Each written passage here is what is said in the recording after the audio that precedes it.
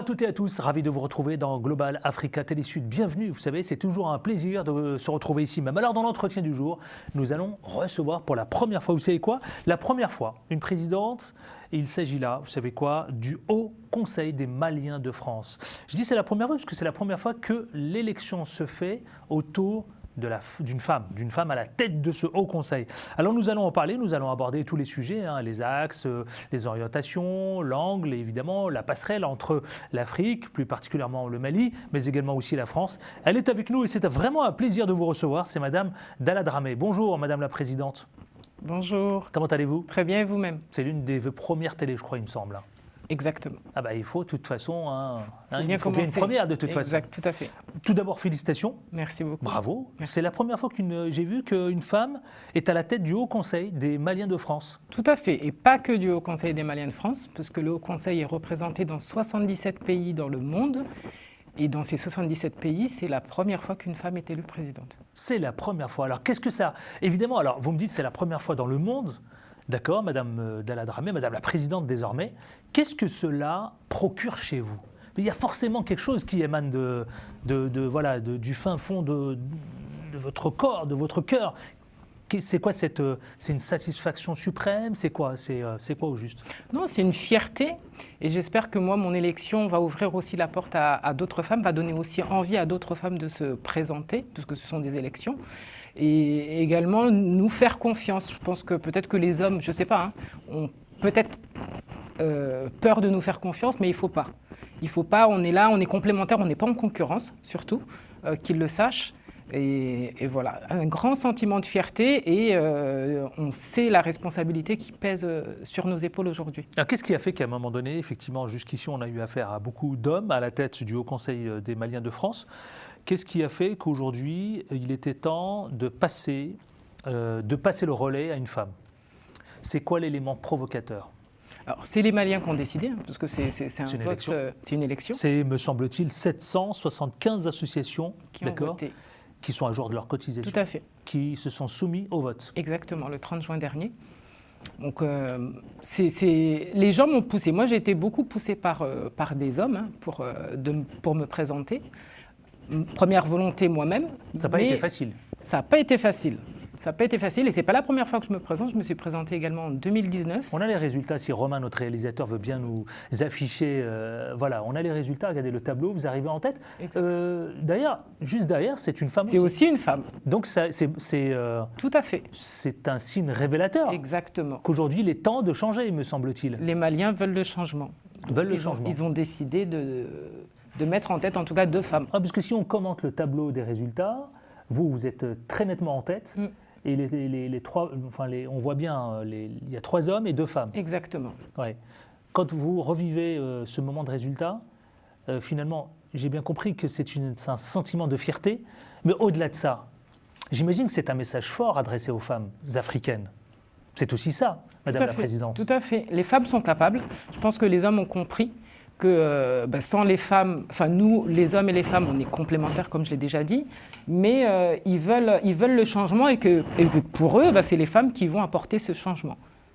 On va en parler de ce changement, justement. Alors, vous avez dit tout à l'heure 775 associations qui se sont soumises à cette élection.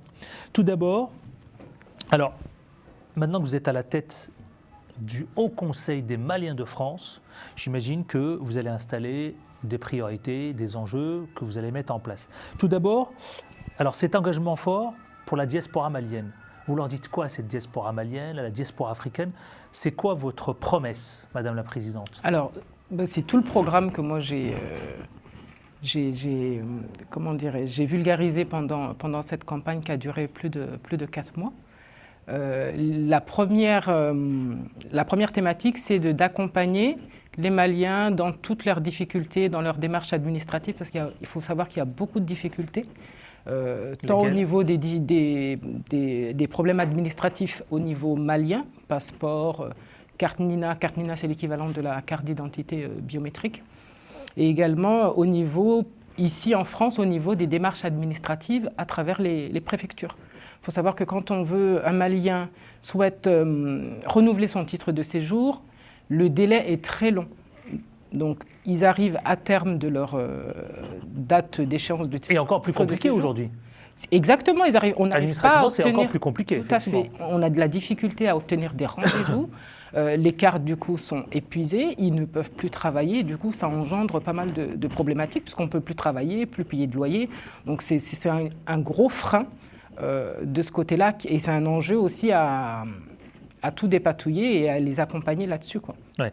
Donc, lourd chantier qui vous attend. Très, très lourd. Vous savez quoi, on va revivre justement votre élection au travers d'un petit sujet très court d'ailleurs, que je vais faire découvrir à nos téléspectateurs et téléspectatrices. Justement, on va revivre, on va replonger justement dans cette élection pour pouvoir mieux comprendre.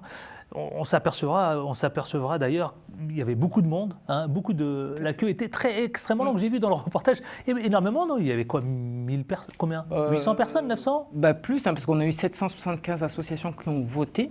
Ouais. Après, il y a d'autres personnes aussi qui viennent en plus. Ouais, on n'était pas loin des 1000 personnes. Ouais. Pas loin de 1000 personnes. Autant dire qu'il y a effectivement un vrai succès. On regarde ça, on se retrouve tout de suite après dans cet entretien avec, vous savez quoi, pour la première fois au monde, c'est ça, hein? C'est ça. Au monde, pour la première fois, eh bien une femme est à la tête du Haut Conseil des Maliens de France, Madame Dalla Dramé, notre invitée. Regardons ce sujet, on revient tout de suite parler des engagements, de ce nouveau souffle qui nous attend.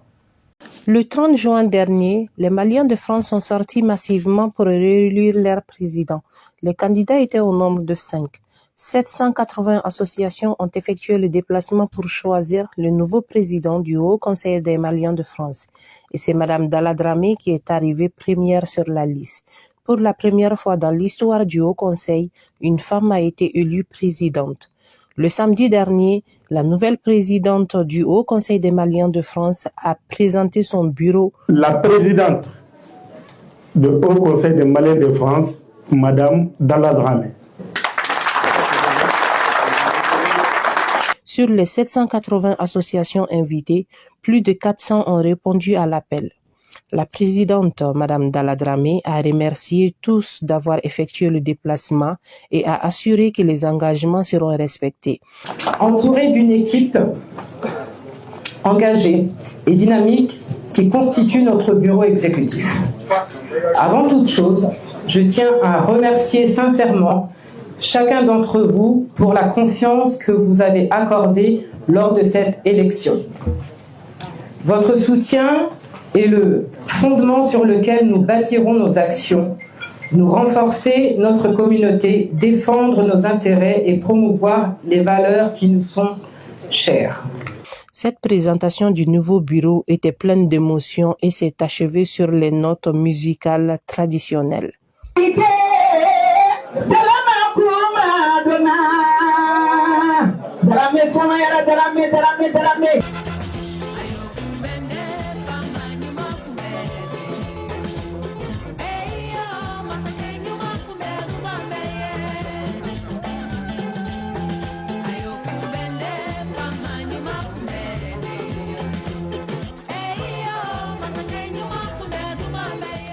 Quand on regarde le reportage, c'est un vrai succès.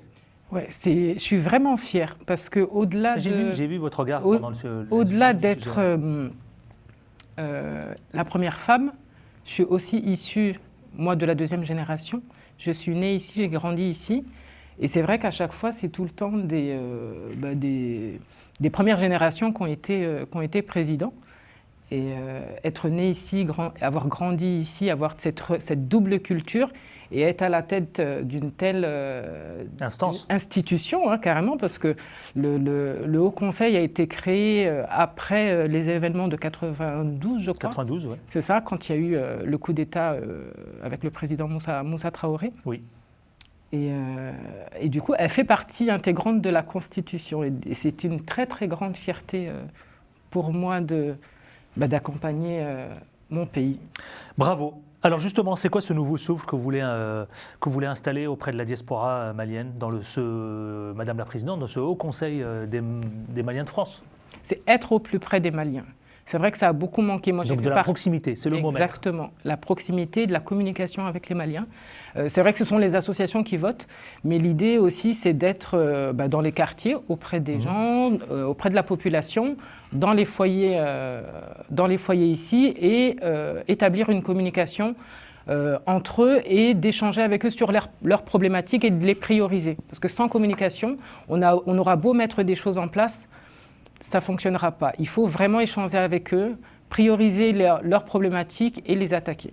Justement, parce que vous dites quelque chose, moi, qui a retenu mon attention, vous dites défendre nos intérêts et promouvoir les valeurs qui nous sont chères. C'est quoi ces valeurs? C'est quoi ces intérêts? Les intérêts, vous faites référence à quel intérêt, justement? Est-ce que c'est les intérêts entre le pays d'origine, c'est-à-dire le Mali, et la France, puisque vous avez parlé de cette double culture? Ces intérêts, c'est quoi? L'intérêt, c'est l'intérêt de tout un chacun. Ça peut être l'intérêt de trouver du travail, par exemple, des intérêts essentiels de la vie. Parce que c'est vrai qu'on a beaucoup de liens avec le pays d'origine, le Mali, mais ici aussi, on a tendance à s'oublier et à se sacrifier pour le pays. Sauf que nous, par exemple, 2e, 3e génération, même des 4e générations, il y en a qui ont des difficultés à trouver du travail. Il y en a qui ont des difficultés à trouver du logement. Il y en a qui ont besoin de formation. Il y a toutes ces problématiques-là dont on ne s'est pas pris à temps. Et on pourrait accompagner... C'est votre priorité, ça? C'est ma priorité, oui. Et alors, c'est vrai que votre priorité, c'est aussi, vous savez, vous dites, on a la chance que ces métiers se développent beaucoup en France, vous parlez de tous les métiers, et vous voulez justement les faire bénéficier en direction du Mali. Vous dites, il faut faire en sorte que les Maliens qui sont en France, ils aient cette satisfaction en France, mais également aussi que le Mali en bénéficie. Alors comment, justement ? C'est quoi? C'est transférer ce savoir-faire, transférer les expertises, c'est quoi? Tout à fait. Il y a le transfert de compétences. Quelqu'un, je ne sais pas moi, qui est maçon ici, par exemple, peut très bien former des maçons au Mali. Ça peut passer par l'entrepreneuriat, qui n'existait pas dans les bureaux précédents. Nous, on a créé un secrétariat chargé de la promotion de l'entrepreneuriat, parce qu'on a beaucoup d'entrepreneurs maliens qui sont ici en France. Donc l'idée, c'est de créer un réseau. Il y a un réseau qui est déjà créé. L'idée, c'est aussi de les accompagner à faire grossir ce réseau et faire bénéficier tout ça à la communauté. Ça peut passer par donner des stages à nos étudiants qui sont ici. Ça peut passer par recruter des jeunes qui en ont besoin. En fait, c'est tous les sujets que vous avez abordés. Hein. Ça va de l'administration jusqu'à l'entrepreneuriat. Exactement, tout à fait. Ouais. Tous les sujets sont traités par le Haut Conseil. Il faut qu'on... Vous dites une phrase que je trouve pas mal. Vous dites « Ensemble, hein, on peut relever tous les défis ». Sauf que les défis, il faut les définir. Alors si vous devez définir 2-3 chantiers, 2-3 défis, ce serait vraiment votre priorité des priorités aujourd'hui. Puisque vous dites ensemble, j'imagine ensemble, c'est avec les Maliens. Exact. Pas que. Si vous regardez aujourd'hui, vous leur dites quoi? S'ils me regardent aujourd'hui... C'est quoi cette priorité des priorités, vraiment, ultime? Vraiment, la priorité des Maliens ici que nous, on a constaté, c'est les problèmes administratifs. Ça, c'est la première priorité. Deuxième priorité, les accompagner dans tout ce dont ils ont besoin, que ce soit des problèmes ou pas des problèmes, hein, les accompagner dans tout ce qui les touche au quotidien, dans leur vie professionnelle, dans leur vie privée. C'est au Conseil de trouver les solutions et de les orienter vers des services publics ou vers des structures qui peuvent aussi... Vous avez des cas de figure comme ça, des exemples? Nous, dernièrement, il n'y a pas très longtemps, là, depuis qu'on a été élus, on a été contactés par une structure associative d'une famille qui a été mise à la porte à la veille de la rentrée, avec des enfants en bas âge. Et on a dû aller sur place et essayer de voir, déjà voir qu'est-ce qui se passait et de les orienter vers les bonnes personnes qui puissent aussi prendre le relais. Parce qu'on ne peut pas tout régler, mais l'idée aussi, c'est de les accompagner vers des services publics adéquats. Vous dites alors, dans ce Haut Conseil des Maliens de France, hein, première femme, une présidente, Madame la Présidente, justement, vous dites, vous avez défini, je crois, me semble-t-il, 6 ou 7 axes. D'accord? Axes pour faire en sorte que, justement, de tirer vers le haut ce Haut Conseil des Maliens de France.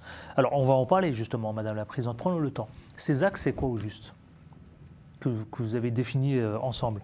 Parce que vous parlez d'union, de solidarité, etc., etc. Parlons-en.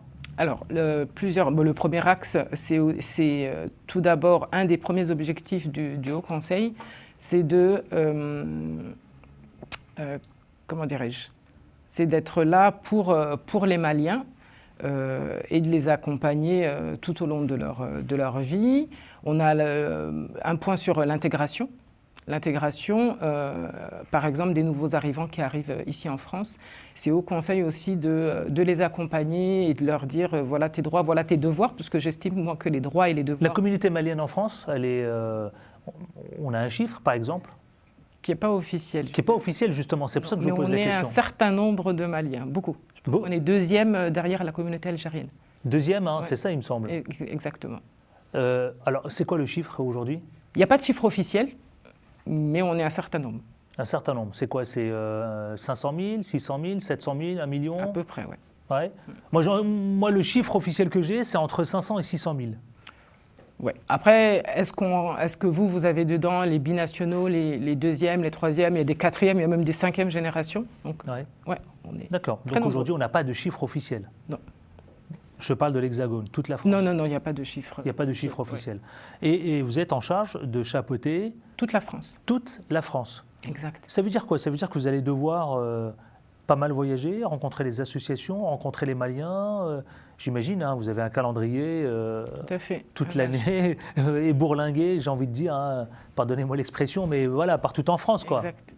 Alors là, ce que nous, on est… C'est quoi le message que vous allez porter? Vous avez parlé de proximité tout à l'heure. Est-ce que c'est quoi? C'est de discuter avec eux, d'instaurer un dialogue? C'est quoi? Pas que. Là, ce qu'on est en train de faire, là actuellement, on est en train de finaliser la mise en place de points focaux dans les régions à forte concentration où il y a des Maliens, dans le sud, dans le nord, partout. Donc l'idée, c'est aussi que eux aient aussi un point focal sur place vers qui s'appuyer, vers qui s'orienter. Et ce point focal va devoir nous remonter les problématiques qu'ils ont là-bas et essayer de trouver des solutions. Trouver des solutions. Par exemple, quelle est la prochaine ville que vous allez rencontrer d'ici quelques jours, d'ici quelques semaines? Pas très longtemps, on va à Orléans. Orléans. Où une communauté d'ailleurs malienne est très importante aussi. Oui, hein. Exact. Vous avez vu la communauté malienne à Montreuil? Forcément. Forcément, hein, c'est le fief. Exactement. C'est le fief, hein, parce que c'est vrai que ceux qui découvrent, qui nous regardent, la ville de Montreuil, d'accord, en région parisienne, il y a une très forte concentration malienne, hein, effectivement. Exactement. Orléans, premier choix. Première opportunité. Première opportunité. C'est ça. Et là, vous allez rencontrer qui? Une association, là j'ai plus le nom en tête, qui organise un événement associatif et qui m'a convié à l'événement. Donc on va les voir en même temps et échanger avec eux par la même occasion. Comment vous considérez votre statut, Madame la Présidente? Est-ce que c'est un statut parfois, et on va l'aborder dans une poignée de secondes, statut social, un statut diplomatique, ou alors c'est un statut de présidente du Haut Conseil? Comment vous le qualifiez, ce statut, justement? Pas diplomatique, parce que la diplomatie, hein, c'est au niveau de l'État, mais moi je me considère comme la société civile. La société civile, ouais. Qui parfois aussi peut jouer un rôle de diplomatie parallèle. Tout à fait. On peut apaiser les choses. Oui, j'imagine que vous êtes en lien avec les ambassades et les consulats. Tout à fait. Pour faciliter les démarches Toutes les démarches, ouais. On a demandé justement des entrevues avec l'ambassade et le consulat, justement pour échanger sur ces points-là. Les relations aujourd'hui avec l'Afrique, la France et l'Afrique, parfois certains considèrent qu'elle est ternie par la diplomatie, justement. Est-ce que vous avez un rôle essentiel à jouer, d'accord, sur le relais diplomatique parallèle, vous, en votre qualité de présidente du Haut Conseil des Maliens de France, entre la France et le Mali? Un rôle essentiel. Quand on connaît les relations aujourd'hui avec le Mali. Les relations, c'est vrai qu'elles sont pas au beau fixe, mais en tout cas, on espère que ça va s'apaiser parce que nous, par exemple, moi je suis deuxième génération, j'estime que je suis née ici, j'ai grandi ici, je ne peux pas choisir entre ma mère et mon père. Pour moi, j'estime que la France, par exemple, c'est ma mère et le Mali, c'est mon père, on ne peut pas choisir entre les deux. Donc on souhaite vraiment que les choses s'apaisent et je pense que ça va se décanter. Vous voulez jouer un rôle? Si je peux le faire, je le ferai. Vous le ferez? Oui. Ouais. Ce rôle, il consisterait en quoi, justement? C'est de faire en sorte de provoquer des rencontres? Si c'est dans mes prérogatives, après, je pense que la diplomatie a la primauté sur ça. Mais si j'ai les prérogatives, oui. Je pense que chacun aussi doit rester à sa place et que ça doit d'abord se faire d'État à État. Vous comptez vous rendre bientôt au Mali? Avant cet été, peut-être cet été. J'imagine que le gouvernement malien est au courant de votre élection. Tout à fait. Ils sont au courant de toute façon. Vous avez reçu un message, un mot, Alors, pas du gouvernement, mais de notre maison mère qui est à Bamako, qui est le Haut Conseil des Maliens de l'extérieur, donc qui est la maison mère de tous les conseils de base dans le monde, et qui est aussi sous la tutelle du ministère des Maliens de l'extérieur. Donc moi, j'ai reçu, oui, un message de félicitations et un acte de reconnaissance de la maison mère à Bamako. Est-ce qu'il y a eu un message, justement, de cette maison mère sur l'orientation que souhaite, justement, poser comme axe? Est-ce qu'ils vous ont précisé justement les axes principaux, un angle précis? C'est toujours l'accompagnement des Maliens, c'est ce qu'ils veulent. Mais aussi le respect. Ils ont demandé ça. Oui, c'est ce qui est dans les statuts, et aussi le respect des lois des pays d'accueil. C'est le mot que notre président Habib Silla nous dit à chaque fois. Quand on est dans un pays, il faut aussi respecter les lois du pays d'accueil. Ouais. C'est bien d'entendre ça, respecter les lois du pays d'accueil. C'est normal. Ouais. Et c'est important, ça. Bien sûr. C'est très important. Tout à fait. Donc vous allez vous rendre au Mali très prochainement? C'est pas programmé, mais sûrement dans pas très longtemps. Vous avez suivi d'ailleurs les récents événements, notamment je fais référence à la double attaque djihadiste sur Bamako.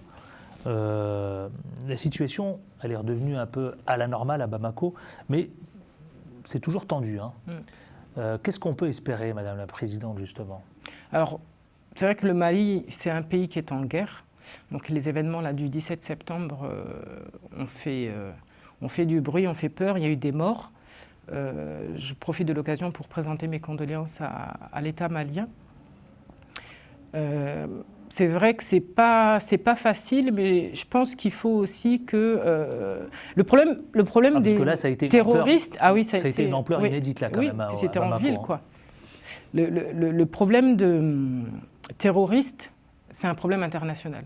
Donc toute la sous-région, tous les pays amis du Mali ou pas doivent se donner la main pour pouvoir combattre ce fléau, parce que ça se déplace. Si on ne le combat pas maintenant, ça va se déplacer ailleurs. On l'a vu même en France, il y a eu des attaques terroristes, donc c'est un problème qui concerne tout le monde entier, toute la communauté internationale.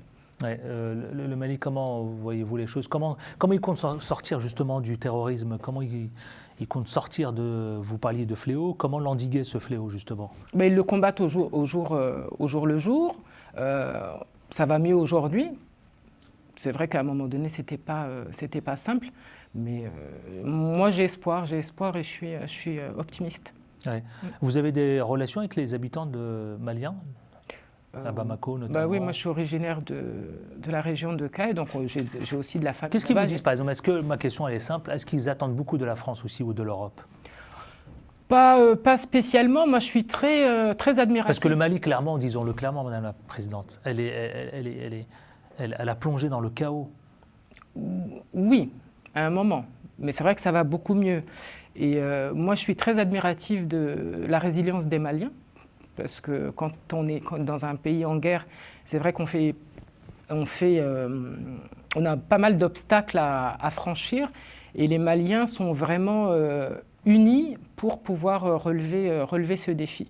Et sans l'union de la population, sans le soutien de la population, ça c'est pas possible. Et déjà la population est derrière l'État. Donc si la population est derrière l'État, je pense que les choses vont s'améliorer. Justement, je vous pose la question, vous êtes à la tête pour la première fois, hein, vous, femme, vous incarnez, Madame Dalla Dramé, justement, tout ce que peut espérer toutes ces femmes. Qu'est-ce que vous avez envie de dire, vous savez quoi, à toutes ces femmes qui vous regardent aujourd'hui? Ces femmes africaines notamment, j'imagine qu'elles attendent beaucoup aussi. Qu'il faut oser se présenter à des élections comme le Haut Conseil des Maliens de France ou d'autres, hein. Oser apporter sa pierre à l'édifice, parce que les mamans, les femmes en général, ce sont elles qui portent les familles. 100 femmes dans une maison, c'est compliqué. Donc il faut que les femmes prennent elles aussi, jouent leur rôle. Elles le font, hein, très bien, mais qu'elles continuent de jouer leur rôle. Est-ce que l'espoir passera par les femmes? Pas que. Le combat par tout le monde. Il y a les femmes, il y a les jeunes, il y a les hommes. Je pense qu'on est tous complémentaires entre nous. Donc pas que les femmes, mais les femmes, il faut aussi qu'elles osent aller de l'avant et qu'elles osent faire des choses que les hommes ont l'habitude de faire. Oui. On arrive au terme de cette émission bientôt. Qu'est-ce que vous avez envie de livrer comme message principal justement? Vous savez, à toutes ces femmes qui vous regardent, Je dis femmes parce que je sais que l'espoir est beaucoup porté, repose aussi beaucoup en direction des femmes. Qu'est-ce que vous avez envie de leur dire? Vous savez, quand on est étudiant, quand on est entrepreneur, quand on est femme, voilà, parfois il faut en faire 10, 20, 30 fois plus, 100 fois plus parfois. Ben moi, je leur dirais qu'il ne faut pas lâcher, qu'elles osent prendre des responsabilités, parce qu'on a beaucoup de femmes qui sont très, très compétentes, mais qui n'ont pas forcément passé le cap et qui ne veulent pas passer le cap, peut-être par peur ou par, je ne sais pas.